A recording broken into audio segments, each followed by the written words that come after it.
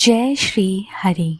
बहुत समय पहले ब्रज की पवित्र धरती पर राधा और कृष्ण का जन्म हुआ था। कृष्ण तो 8 साल के थे और राधा 12 की।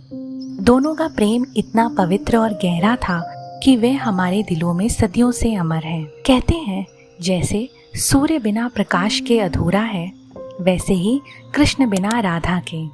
एक दिन की बात है, ब्रज के जंगलों में कान्हा कृष्ण अपनी बांसुरी की मधुर धुन बजा रहे थे। उनकी मुरली की आवाज सुनकर सारी गोपियां एकत्रित हो गईं, पर सबसे प्यारी थी श्री राधा।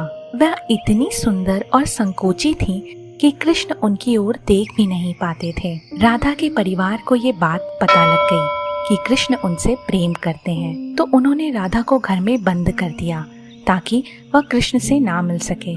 परंतु कृष्ण भी सरल बच्चे नहीं, वे हर बार कोई ना कोई मजेदार योजना बनाकर राधा से मिलने चले आते थे। एक दिन उन्होंने अपने बाल रूप को त्याग दिया और किशोर रूप धारण कर ब्रह्मा जी की मदद से राधा से विवाह कर लिया। ये विवाह कोई सामान्य विवाह नहीं था, बल्कि आकाशीय विवाह था, जिसमें समस्त देवता भी उपस्थित थे। लेकिन कहानी यही खत्म नहीं होती। विवाह के बाद भी कृष्ण और राधा के मिलन की ज्यादातर कहानी प्रेम और भक्ति का अनोखा संगम बनकर रह गई। उनके बीच का रिश्ता शारीरिक या सांसारिक नहीं था, बल्कि आध्यात्मिक था। कृष्ण की मुरली जब बजती तो राधा जहाँ भी होती वे उसकी धुन में खो जाती। उनकी प्रेम कहानी बताती है कि सच्चा प्रेम बंधनों से ऊपर होता है, जो आत्मा के स्तर पर होता है।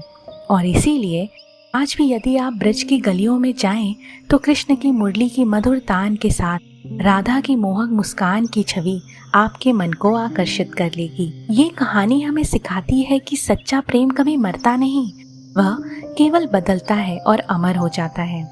तो लिसनर्स, इस रविवार जब आप चैनल पर आए तो सोचिए उस प्रेम के बारे में जिसने न केवल ब्रज भूमि बल्कि पूरे विश्व को प्रेम और भक्ति की मिसाल थी। अगर आपको ये कहानी पसंद आई हो तो हमारे चैनल को सब्सक्राइब कीजिए, बेल आइकन दबाइए और इस कहानी को अपने दोस्तों और परिवारजनों के साथ शेयर कीजिए।